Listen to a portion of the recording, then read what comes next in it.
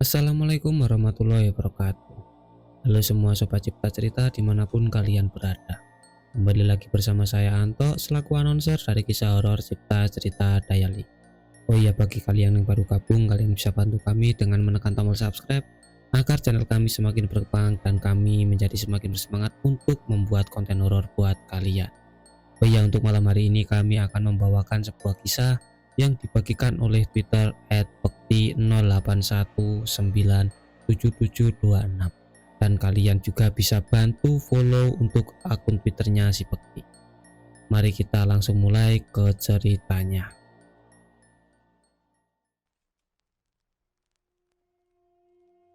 Sudah 2 tahun ini rumah itu kosong, dan di sana sudah ada spanduk yang bertuliskan untuk dijual. Kebetulan setiap berangkat dan pulang kerja aku selalu lewat depan pintu rumah itu. Dan spanduknya pun sebagian sudah mulai robek karena cuaca. Meski pada kenyataannya belum ada pembeli satupun yang datang, walau hanya sekedar untuk melihatnya saja. Rumah itu tergolong permanen, cukup kokoh dan nyaman untuk dijadikan rumah tempat tinggal. Tetangganya saling berdekatan di sisi kiri dan kanan. Sedangkan di depan rumah adalah jalan alternatif yang dapat diakses untuk kemana saja. Mau ke pasar, swalayan, rumah sakit, ataupun berbagai pusat layanan cukup mudah menjangkaunya. Jalannya beraspal dan tanpa ceglongan. Tapi siapa mengira, rumah itu ternyata menyimpan banyak kisah-kisah kelam dari sang pemilik lama. Aku tidak akan menyebutkan di mana lokasi rumah itu. Yang jelas, itu tidak jauh dari sini. Rumah bergaya minimalis modern milik seorang pensiunan dosen. Dosen di universitas mana, aku juga tidak akan sebutkan. Di sini aku hanya akan mengisahkan kepedihan yang dialaminya hingga menjelang akhir hayatnya. Beliau berkontak batin denganku dan menceritakan bagaimana kehidupannya dulu. Jadi untuk nama, tokoh, dan tempat aku akan samarkan saja. Dan sebelum memulai cerita ini, mari kita kirim doa untuk beliau sebentar saja. Al-Fatihah. Semoga beliau tenang di alam sana. Bu, semoga tenang di alam sana. Sudah, ikhlaskan saja. Hanya dengan cara mengikhlaskan, ibu akan tenang di alam sana. Doaku dalam hati. Sewaktu memotret rumah itu beberapa waktu lalu, menjadi suatu kebetulan yang membuatku jadi tahu jika ternyata sang pemilik masih belum tenang. Cekrek, cekrek. Terdengar suara jepretan kamera handphoneku. Kala itu aku sedang singgah di sebuah warung. Entah kenapa ingin sekali rasanya aku memotret rumah kosong itu. Saat jepretan kedua itulah aku merasakan energi lain yang datang mendekat. Rasanya sedih, ingin menangis, dan tubuhku terasa berat sekali. Berkali-kali aku menggaruk tangan dan kaki. Tapi rasanya kebas, terutama di bagian punggung. Kurang lebih 1 detik aku ada di kondisi aneh. Terima kasih, kamu mau datang ke sini. Hah? Siapa itu? Aku masih berdiri terpaku. Mataku terus memicing ke kanan dan ke kiri, tapi tidak ada siapapun. Kamu siapa? Jangan ganggu aku dah. Aku beranikan diri bicara pada suara tanpa rupa itu. Saya tidak akan mengganggu. Terima kasih sudah datang kemari. Masih dengan jawaban yang sama. Hanya saja dipertegas dengan kata tidak akan mengganggu itu. Aku jadi luluh. Sebelumnya aku ceritakan dulu kenapa rumah itu kosong. Sekitar 2 tahun lalu, seorang wanita parubaya ditemukan meninggal dunia di ruang tamu rumahnya. baru ketahuan setelah 3 hari karena bau yang kian menyengat. Tetangga sebelah kiri dan kanannya mengira bau itu adalah bangkai tikus, jadi tidak menaruh curiga sedikit pun. Sedangkan asisten rumah tangga yang biasa datang setiap hari sekali mengira si pemilik sedang keluar kota. Jadi sama sekali tidak ada yang mengira itu ternyata adalah mayat. Namun kejanggalan mulai terkuak saat tetangga sebelah rumahnya mencium bau busuk yang berasal dari rumah itu. Dan sudah hampir 2 hari si pemilik tidak terlihat keluar rumah. Biasanya si pemilik saat pagi beliau menyapu depan teras. Bahkan lampu di dalam dan di luar rumah pun dibiarkan menyala, padahal waktu itu sudah pagi. Saat itu tetangga hanya mengira si pemilik sedang berkunjung ke rumah anaknya. Tapi kapan? Akhirnya ditunggu-tunggu agak siang. Apabila masih tidak ada tanda beliau keluar rumah, tetangga-tetangga sepakat berdatangan ke rumahnya. Sekitar pukul 11 siang, ada 2 orang warga yang datang ke rumah itu. Anehnya pintu terkunci dari dalam. Andai beliau sedang keluar kota, otomatis pintu akan terkunci dari luar. Berkali-kali mereka mengetuk pintu, namun tak kunjung dibuka. Akhirnya salah seorang warga inisiatif mengintip dari lubang ventilasi yang ada di atas kusen pintu. Dan apa yang dilihatnya waktu itu? Sosok tubuh manusia yang sudah membusuk. Ya, Bu Ina ditemukan meninggal dunia di dalam rumahnya. Kondisinya sungguh memprihatinkan. Sekujur tubuhnya sudah membiru dan dihinggapi lalat hijau. Beliau bersandar di sofa ruang tamu hanya sendiri. Ya, hanya sendiri berteman dengan sepi. Nama beliau adalah Bu Ina.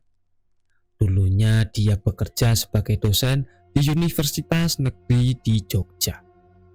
Beliau memiliki 3 orang anak yang bertumbuh dengan sehat. Tahu sendiri kan, pekerjaan orang tua mapan sudah pasti kebutuhan anak tercukupi dengan baik. Sedangkan suami beliau adalah seorang pegawai keluarga yang harmonis dan cukup sandang, papan, dan pakan. Keduanya disibukkan dengan rutinitas kerja yang terjadwal rapi, dan malamnya masih bisa berkumpul bersama anak-anaknya. Tak terasa, waktu terus berlalu. Walau yang teramat singkat saat menempuhnya dengan mengikuti alur kehidupan pada umumnya. Bu Ina sudah semakin tua. Sebentar lagi akan paripurna dari pekerjaannya. Pekerjaan yang memang dulu menjadi cita-citanya. Namun harus diingat, bahwasannya tidak ada yang berlangsung selamanya. Ada batas maksimal usia untuk sebuah pekerjaan. Dan tak menunggu waktu lama, Bu Ina pun pensiun dari kerjanya. Demikian pun juga suaminya. Bu Ina dan suaminya lebih banyak menghabiskan waktu di rumah. Dan sementara itu anak-anaknya sudah bekerja. 2 orang memilih merantau keluar Jogja karena mendapatkan pekerjaan di sebuah perusahaan bonafit. Dan sementara itu anaknya yang ketiga masih kuliah semester akhir. Kalau kita melihat dari kacamata luar, keluarga Bu Ina ini adalah keluarga yang bahagia, tidak kurang satu apapun. Kita pasti akan beranggapan keluarga Bu Ina ini mempunyai segalanya. Ternyata semua itu palsu. Semua itu palsu. Saya menyesal. Beliau menatap sembari mengusap air matanya. Mungkin andai bisa memutar waktu, beliau akan memilih menjadi ibu rumah tangga saja. Melihat tumbuh kembang anak-anaknya, merawat mereka dengan kasih sayang, mengajari mereka tentang ilmu agama dan membimbing mereka dengan harapan kelak mereka akan berbakti kepada orang tuanya. Tapi kenyataannya harapan itu bias begitu saja. Semuanya berbanding terbalik. Selang 3 tahun kemudian, suami Bu Ina meninggal dunia karena sakit. Waktu Waktu itu beliau hanya tinggal berdua semasa suaminya masih hidup. Anaknya yang ketiga pun memilih bekerja di Jakarta. Tak habis pikir, anak-anaknya kenapa memilih keluar dari rumah. Kenapa juga tidak ada yang mau tinggal dan bekerja di dekat rumah. Kedekatan emosi yang sudah lama hilang menyebabkan tidak adanya kemistri antar anggota keluarga Bu Ina. Tinggallah Bu Ina seorang diri. Anaknya pun hanya memilih berkirim kabar lewat telepon saja. Mereka jarang mengunjungi ibunya yang sudah mulai sakit-sakitan, hingga peristiwa pilu itu pun terjadi. Setelah Bu Ina ditemukan dalam keadaan meninggal itu, ada satu benda kesayangan beliau yang setiap hari menemani. Sebuah kotak musik, berhiaskan glitter berwarna-warni, musik klasik abad pertengahan yang terdengar mencekam.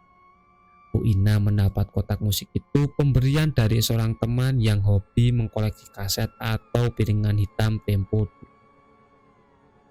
Dulu sewaktu masih remaja, Bu Ina dan teman-temannya sering main ke studio jadul Jogja. Beliau memiliki kenangan indah di sana, hingga kotak musik itu menjadi benda kesayangannya. Kotak musik jadul itu masih dalam kondisi baik. Bu Ina merawatnya dengan sangat hati-hati. Setiap hari, lantunan musik tempo dulu menemani hari-harinya yang sepi. Hingga berita cuaca mengabarkan Bu Ina telah berpulang. Setelah kepergiannya, rumah itu menjadi kosong. Dan setiap malam terdengar alunan musik dari rumah beliau. Kata salah seorang tetangga, dia bercerita di depan rumahnya. "Mbak, semalam saya dengar suara musik dari rumah almarhum Bu Ina. Waktu itu aku gak sengaja denger sih. Tapi saya kan jadi takut. Dan bukannya rumah itu kosong. Terus siapa yang nyalain musik? Mana suara musiknya itu sedih banget lagi. Ya mau gimana lagi Bu. Sepertinya Bu Ina memang belum ikhlas.